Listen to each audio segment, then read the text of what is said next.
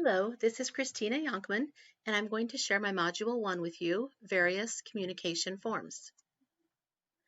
So to tell you a little bit about what we're going to talk about today, I'm going to share about myself and what I'm passionate about. We're going to discuss the different forms of communication and how I use them. We're going to talk about the importance of introductions in personal and the workforce. We're going to talk about my district policies regarding communication, and then I will end with my concluding statements and my references. So to start with a little bit about myself, if you were to ask a family member or friend or coworker, they would tell you that they know I'm passionate about two things. And those two things are my family and helping other people. And I truly believe that every decision I make or every activity that I do, I consider my family before doing that. And I love helping people. I've loved helping people since I was a young age, as long as I can remember. And so as a school counselor, that allows me to help students. But I do have this sign posted by my office that says, do what you love and love what you do. And I truly believe that is important, that if you love what you do, you're going to enjoy every day of work. So here's a little bit about my family. I am the middle child. I have a younger brother and an older sister, and my mom and dad, and there's a picture of us there on the left-hand bottom corner. I have three children, three boys. I have a 15-year-old, a 25, and a 27-year-old, and the two older boys are out of the home and working full-time, and my 15-year-old is a sophomore. I also have a to-be daughter-in-law, and her name is Jerry. So Jerry and Connor and Skylar all live together in an apartment, and Kelton and I live in our home together. And then in the middle, we have our lovable puppy friend, Smokey, and he is the highlight of our life. So I was born and raised on a farm in southwest of Nest City. I attended Nest City Public Schools. And then after I graduated, I chose to go to Great Bend for 2 years. And then I transferred to Fort Hays State, where I received my bachelor's in human ecology education, where I could become a family and consumer science teacher. After that, I received my ELA endorsement in 2005. And then I also got my master's in school and community counseling from Fort Hays State in 2010. I've had a variety of experiences as far as teaching, and I did spend a couple years outside of teaching. So I started my teaching career at South Haven Schools, where I taught FACS for 3 years. I then, after the birth of my first child, Skylar, I moved to Waukene to be closer to family, and I was a K-State research and extension agent for 2 years. And that kind of led me into a position in the private industry with Happy Hollow Designs. That lasted about a year. I realized that family was more important at that point, and my family was definitely not coming first. So I moved into a insurance position where I received my insurance agent's license, and I worked for 2 years. This is actually when I was going through a divorce. And so then at that point, I decided it was time for me to get back into teaching. And so I had two younger children at the time, Skylar and Connor, and I moved the two of them and myself to Ulysses, where I taught family and consumer science for another 3 years. At that point, I really wanted to get a little closer to family, and there happened to be a FACS position in Deerfield, which was only about 15 minutes from my sister. So I taught there for 2 years as a family and consumer science teacher. And then they gave me the opportunity to work on my counseling degree. And so I was a counselor at Deerfield Schools for 3 years while I received my master's in school counseling. Then that took me to Garden City, where I could be in the same town with my sister and her family. And so I took a position with USD 457, where I worked for the New Outlook Academy, which is the alternative center. I was the Adult Learning Center coordinator, and I also had an Edgenuity classroom and was the lead teacher. At that point, a counseling position came open in the district, so I was able to transfer into the high school, where I worked for 9 years as a high school counselor in the Arts and Communications Academy. And then just in the last 4 years, I've been able to transfer to our alternative again. It has changed names and it is now called the Garden City Achieve High School. and I am the counselor there, and I've been doing that for the last 4 years. So, like I said, I've had a variety of backgrounds and education and experiences, but my current position at Garden City Achieve is a very unique position. Our building has 4 entities, and so it keeps me very busy, and I have a variety of different activities and responsibilities there. We have our therapeutic school that I'm the counselor for. We have our day school where we have more individualized one-on-one students that need help. We have our high school, which is 9 through 12. And then we have our virtual academy, which is our adult learning center, but they also have 7 through 12 students. So I am the counselor for the entire building with all 4 entities. As I said, this is my 13th year at USD 457, my 29th year in education. I'm the K through 12 counselor for the building. I'm also the lead teacher for the high school side. I serve on our building leadership committee. I also work with our student assistance team. I am also the Stuco sponsor, where I help students with their activities. This year, I volunteered to be on the social committee, which has actually turned out to be quite a responsibility, but it has been well worth it, and that's been an enjoyment. And then our building this year is starting the Leader in Me program, and so I'm one of the Lighthouse coordinators for that. And I also got my youth mental health training this year, and we are going to start training our students here in the spring. So I have a wide variety of responsibilities, and I wear many hats in our building. So we're going to move on and talk about the forms of communication that I use within my position. And here I've created a chart that explains what communication tool I use, the type it is, and whether it's provided or whether I've had to purchase it. So this is also in the order that I felt like I used the most. And so the first one that I use on a daily basis is my Where is the Counselor sign.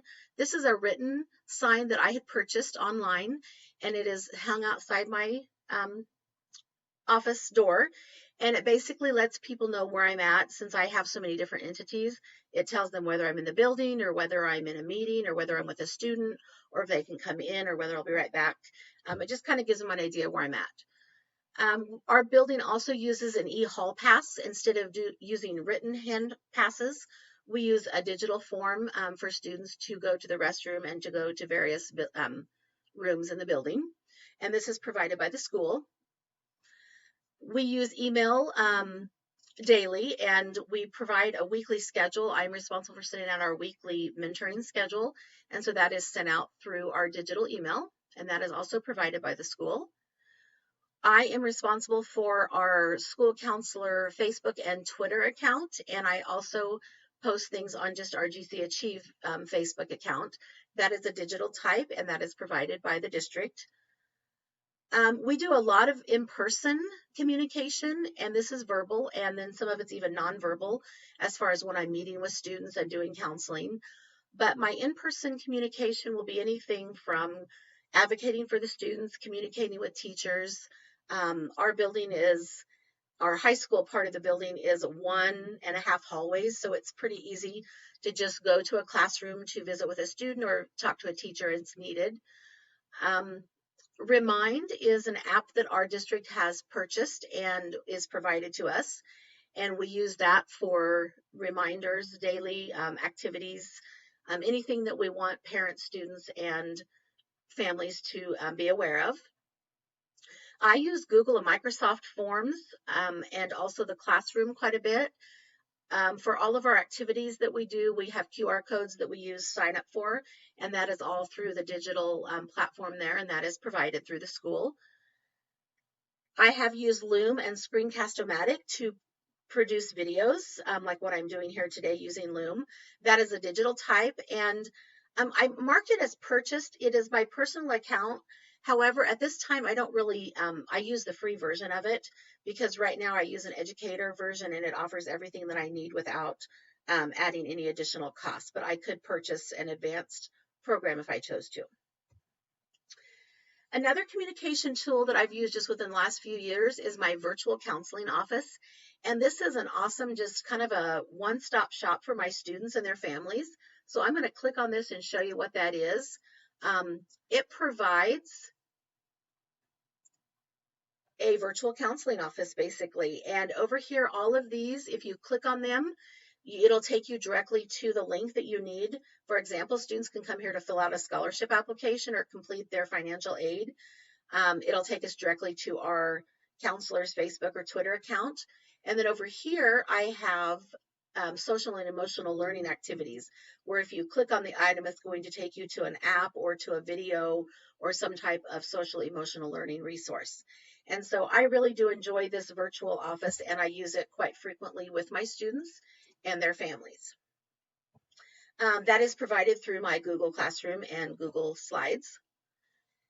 Our district uses Skyward as our student database, and so we use that a lot with our communication as far as grades, attendance, discipline. We can also send messages and emails and post things on student and families' calendars, so we can send reminders that way. That is provided through the school. I use SurveyMonkey quite a bit with my students as far as when we give surveys or I just need to have students take a vote on something. And that is a digital platform. I did mark purchase because I could purchase the advanced if I wanted to do some additional surveys. However, at this point, I just use the free version. We do use Zoom, and this started back with COVID, and we have continued to use it for meetings, but I also use it for some of our mentoring activities. One year I did a really fun bingo. It was a bingo about suicide, and we did it with all of our mentoring classes. And so I created a Zoom, and we was able to do a whole building mentoring activity through Zoom. So that's kind of awesome that we can use that program that is provided through the school. They did purchase the advanced one so that we have a longer meet time. We do use YouTube throughout our district. We have a counselor's YouTube channel, but we also use it for things like recording our Board of Education meetings. We use it for streaming a lot of our activities and our sporting events. And of course, that's provided then by the school free. And then the last thing that I have as a form of communication is a Voxer program. And that is an app that when I was at the high school and I had a large department, we used it for a communication tool. We could talk back and forth and leave messages. I don't use it as much now just because I'm a one-person counseling department, but it is still available and we can use it as needed. I did mark purchase because there is an advanced program on that we could purchase if wanted. At this point, again, I just choose to use the free version. So that's kind of a variety of our digital and our different types of communication, whether it's written, verbal or nonverbal, or digital. Moving on, I'd like to share my two wish lists that I wish if I could purchase. I would really like to purchase the advanced Powtoon video recording. It allows you to produce longer videos, and it also allows voice recordings, and so that would be something I would look at possibly purchasing. This video recording that I'm showing you right now, the program that I use for my slides is called Slides Go, and it is a free version as long as you give them credit. However, I would like to someday maybe purchase the premium version because they do have advanced graphics and slides that offers much more opportunities, but I've enjoyed using that also. Okay, let's move in and talk about the importance of introductions in our personal and workforce. I looked at the three articles that were associated with our quiz, and I put kind of the most important information that I pulled from each of those articles. So the first one was the article about how you introduce yourself really matters, especially now. And according to Gross, I thought it was really interesting the way they talked about how introductions matter because it sets the tone. It establishes trust between you and the person that you are introducing yourself to. It signals your approachability, and it talks about how it can also reveal the respect between you and that person. And then it also talked about how we can see the person with whom we are newly engaging. So it really just talks about establishing a relationship with those other people. The second article I really liked about it was talking about our unique and personal story. And that article was how to powerfully introduce yourself with purpose. And this author talked about how we are what we believe. We use our unique experiences, even our struggles, to tell our story, and that our story has value and tells a lot about ourselves, and that we are a one of a kind contribution to the world around us. So I really like that statement from this article. And then our third article, how to introduce yourself so you'll be unforgettable in a good way. I really liked how the author talked about when you get your introduction right, the opportunity is not only to genuinely connect with people, but you'll also be allowed to do the work you really want to do. And this just really hit home, especially maybe in my position.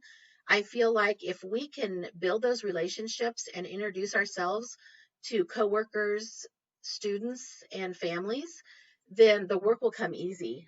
So a lot of that is just the way we introduce ourselves and develop that relationship.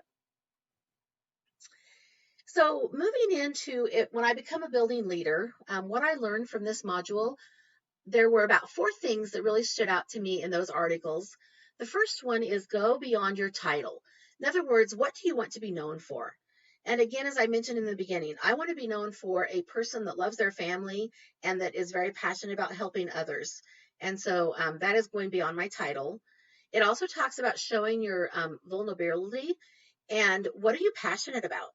You know, everybody has a passion about something. And again, mine is definitely about people, working with people, and helping people. I also want to start with your story and what do I believe in? What are my experiences and what are my struggles? You know, there are times I share things from my childhood or growing up, possibly even using my divorce and being a single parent, raising 3 children. I use all of that as part of my story, and that helps people get to know me better and understand more about myself. And then last, you can get one first impression, and I feel like this is really important. As a leader, I want to make sure with my students, my staff, and my families in the community that I am communicating trust, openness, interest, respect, and warmth. So as far as the USD 457 district policies on communication, our communication policy states that the board encourages district employees to use technology, including communication devices, to improve efficiency and safety. They expect all employees to use communication devices in a responsible manner that does not interfere with our job duties. As I mentioned earlier, USD 457 has adopted the Remind app as our district's communication tool, and we use that for staff, students, and families. We are also unique with the size of our district. We have a public information coordinator, and that person is the one that we send all announcements and promotions to when we want something to go out, either district-wide or to the community. Now, as far as within our building, we can send that out, but if it's district-wide or community-wide, that goes through our public information coordinator. And then this link right here is a link to our district goals and our 5-year strategic plan. And goal number 4 listed has to do with communication. And so I just want to share that with you real quick. It says continue to enhance, expand, and improve communication systems with all stakeholders. So I thought that was really important to share as far as our communication policy and our goals for our board. And then also over here is a QR code that if you scan that, you'll be able to see our district board policies and handbooks. So as I conclude, I would like to share my correlation with you. This module has helped me see the importance of various communication forms and how they will help our school district keep our staff, students, families, and community informed about the needs of our school. The written, verbal, nonverbal, and digital communication forms help us improve student learning, increase our staff relations, help keep our families engaged, and also help our community understand the ongoing needs of our staff and our students.